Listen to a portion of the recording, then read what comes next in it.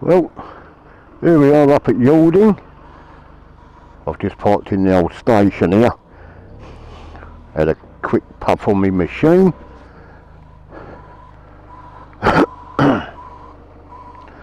So there's my old girl. I hope you can see that alright. As you know, 2006 A6 model. Just recently went through the MOT, fantastic. So I'm just going to get on her now. Make me way off. Right, let's get her running, eh?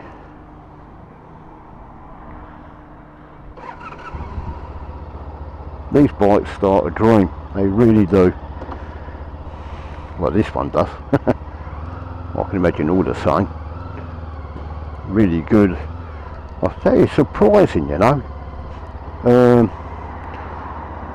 I did a lot of miles yesterday, going all down around the coast, through the countryside, along the coast road, back up through and so forth and that.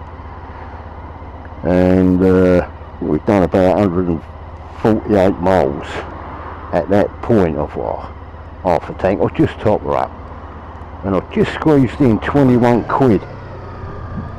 You know, I think for like the distance that we've gone, and you know, you're up and down the gears, and like I say, there's a lot of country lanes, so you're up and down along the coast road with the traffic, you're up and down the gears, up hills, down hills, a few straights, you know, a little bit of opening up now and then. Absolutely amazing.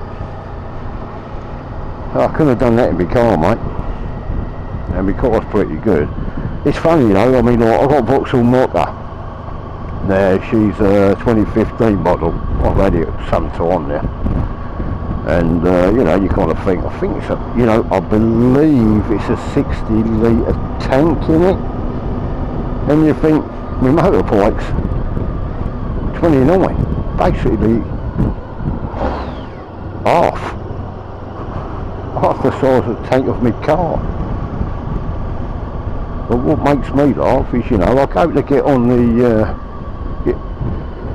I get on the bike and I just ride and it's so much more economical. And it's my car, and I'll be honest with you, it's sat at the front for ages because I've just been using this old girl all the time.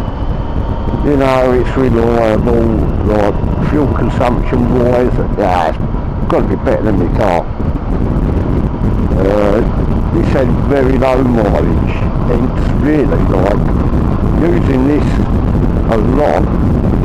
Well, every day of the bleeding week.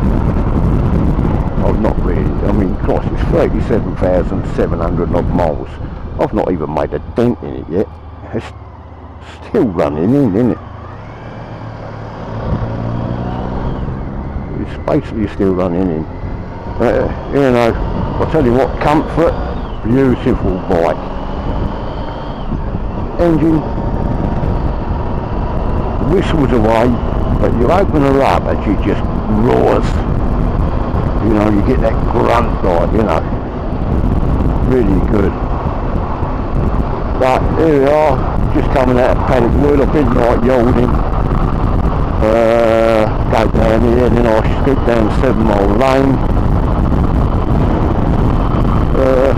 Don't you can hear that bit of wind and wet, but God, you know, when you think it's 27 degrees, mate, I'm not putting the visor down.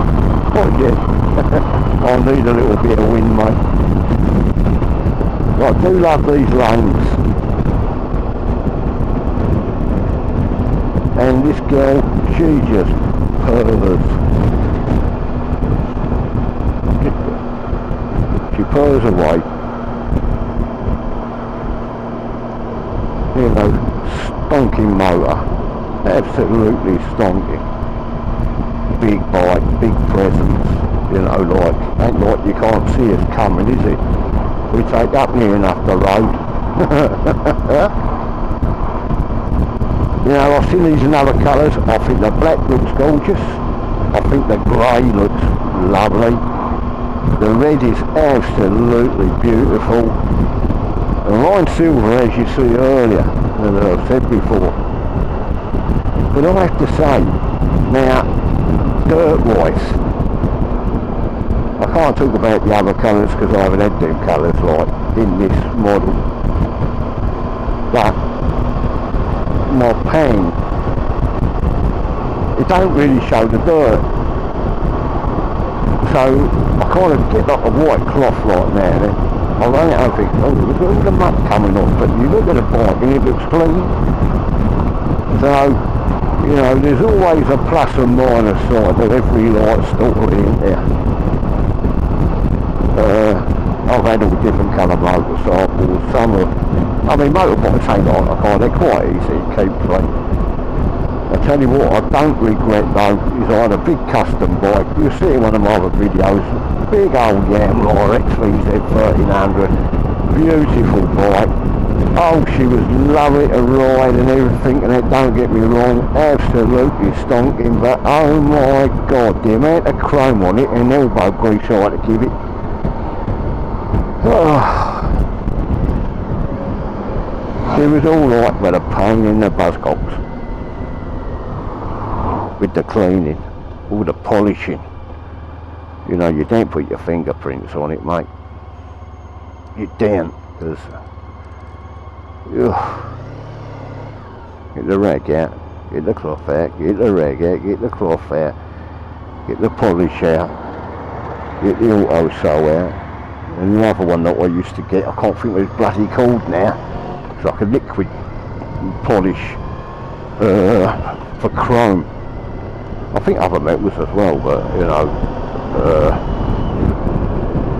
I've got it indoors still. But you know, don't need it on here, got no chrome. Look for that, eh? There we are, 7 Mile Lane. So, beautiful road to cruising, and just up over the Brown Hill up ahead there, you get all the trees, like they come right over the road, you know, so it's like you're going through like a kind of a tunnel if you like. Again, that's quite nice. It's got, oh, why am I bleeding eyeball? Oh, let's put that down. Oh, I don't like when they smack me in the eye. You know, it's a bit freezing, mate. Yeah, it's something though. I was coming down the M20 earlier on, a lot of wind, and it's surprising though, right, when you think full fairing bike, you know, how stable these are, even when you've got a side wind coming at you, right? How much they just sort of stay planted. But you know, I suppose when you think, I mean, what are these, about 300 kilo or something? I don't quote me on that, but I'm sure I read about 280 or something dry. Well, you know, when you kind of think, when you put your bits and pieces on it, you personalise your bike, you put all the fluids in there, your oil, your clutch and brake fluids and stuff and everything, your drive shaft oil and your accessories, got to be free in it or more. So when you kind of look at it that way, heavy bike, mate. And if, I mean, one thing I've noticed is I parked somewhere once, it was by the coast, but it kind of dipped down a little bit towards like the edge of the car park, if you like. And like a nutter, I only went head first in, I thought, no, hang on a minute. And I went to immediately back it out. Nah. It was just a little bit too much of a gradient to bring it back out of.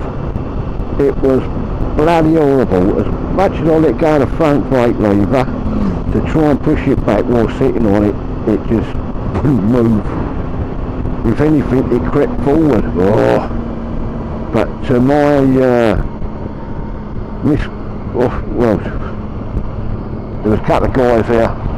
See, I had a bit of a problem. Come over, couple of bikers. You've got a problem, fella. Do you need a hand, please? I kind of grabbed on the back, the old right grab handles there.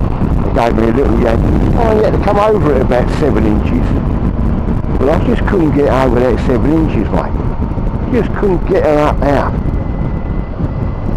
But bless them, and thank you very much if you're seeing this, and you know you are. You two guys were a godsend. Absolute godsend. And I thank you from the bottom of my heart, because I was stuffed. And I couldn't have gone left or right to kind of swing out of it, because I didn't have the room. The step, if you like, the guttering wire was just a little bit too high.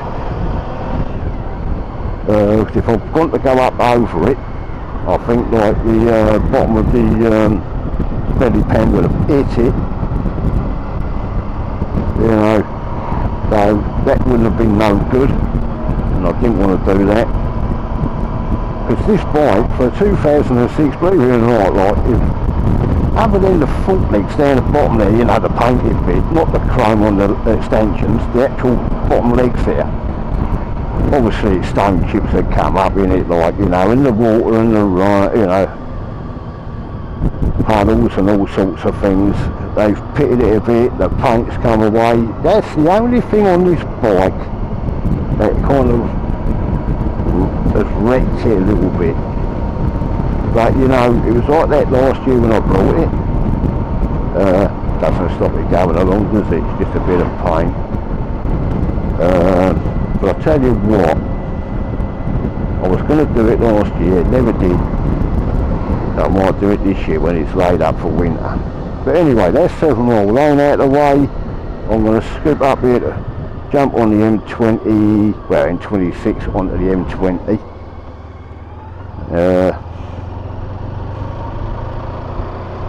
Because I'm going to scoop off back now. I've been out quite a while. I want my dinner because it's Sunday. I'm getting very hungry now. So have a lovely day all. Take care. I'm going to have a nice slow ride back. And behave yourselves, you naughty people. Do what I do. Well, actually I wouldn't do what I do, but there you are. Have a nice one. Ciao.